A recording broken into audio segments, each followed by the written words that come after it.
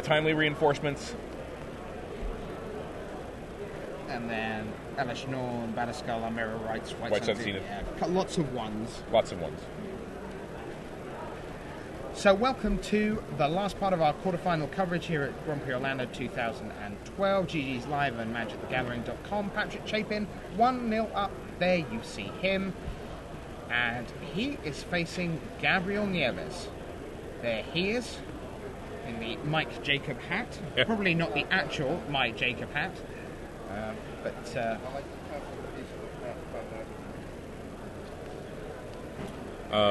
So Nieves hat also a pen storage device, it seems like. That's true for Mike Jacob as well. You always see the pen tucked behind the ear for Jacob. It's a lot of land in that hand for Nieves. Which is probably fine, depending whether it's... I mean, 6 probably isn't, but I'd imagine that 5... He's got a mana leak there. 5 plus a mana leak plus something seems perfectly acceptable. Chapin hesitates a moment and keeps... we're never sure whether that's gamesmanship from Pat or not. Never sure.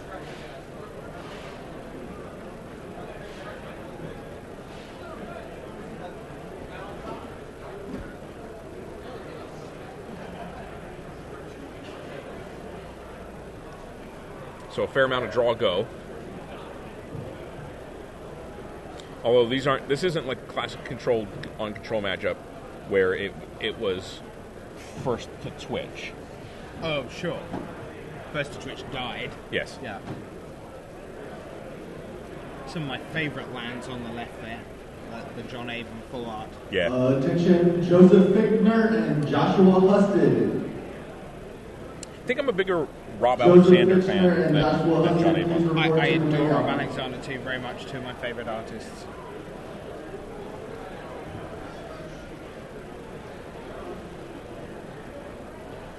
Looks like Ben Friedman and Matthew Costa are just heading out of the building, and so near and yet so far. Matthew Costa was on 33 points and playing for the verge of top 8, and now Ben Friedman missing out in the quarterfinals. Pristine Talisman for Nieves, like I said, could be a significant card in this match.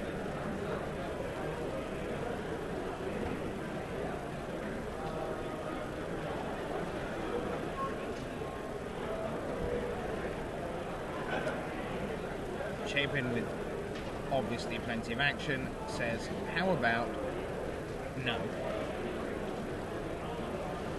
And the Pristine Talisman goes away. Now, presumably that's a fight over mana rather than life.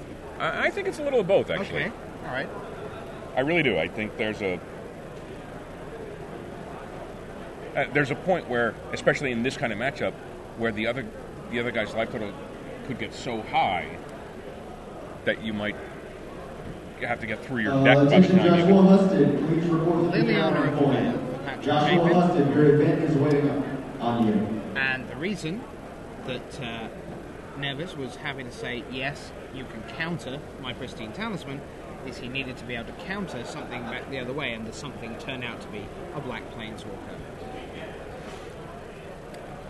I think that play right there demonstrates why relatively aggressive players probably shouldn't play counterspell or control decks like this, because reflexively I can counter it. I can counter, I'm going to. Counter it. You know, you try to counter something I wanted to do. Nile Spellbomb.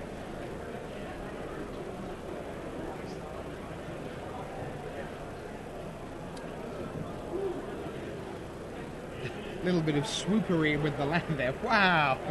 Like, round they go. Is this a shell game or a... This is an Inferno Titan. This is an Inferno Titan game. Where's the mountain? There it is. There's the red source. Over here, over here, over here. Inferno Titan. And Nieves says... I'd like to crack... Yeah, Nieves says, I'd like to crack my Nile Spellbomb and see whether I can find an answer. He draws a Glacial Chasm, which is not going to help. Certainly not an answer. A Glacial Chasm away from an answer. Yes.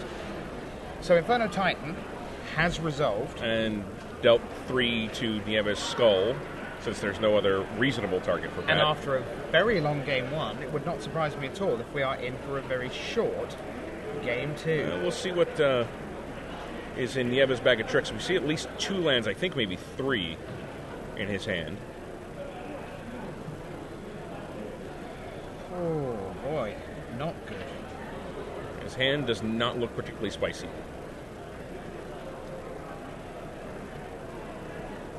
And we did say that he was keeping what looked like a heavy land spell light opener. Obviously, the Phantasmal Image he has in his sideboard would be a complete turnaround in this game. Yes.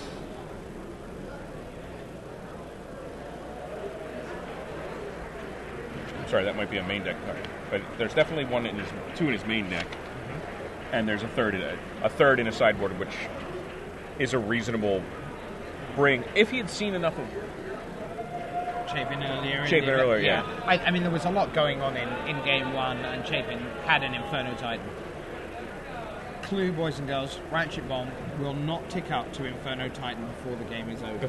Right. It doesn't mean it's not a potentially useful and key card in this game you're watching right now. Could be quite relevant. But it is not the answer to Inferno Titan. So, Chapin says, I'd like to attack. Little, yep, sure, in you come. Pow. And Chapin passes, does he? Oh, no. No, I think that was... So you're going to take the damage. Okay, right. That takes Nieves to 8. Oh, boy. Chapin lays another land. Oh, he pumped it 3 times. So, Nieves to 5. So it's... moments away. I'll put a counter on Ratchet Bomb, because then it's only 5 away. And he's got to have an answer off the top. He certainly doesn't seem to have anything, even remotely, Or that can help him right now. Or so. we're into the semis. Here we go. What's Here his we PL? go. Phantasmal Image. Is a Phantasmal Image.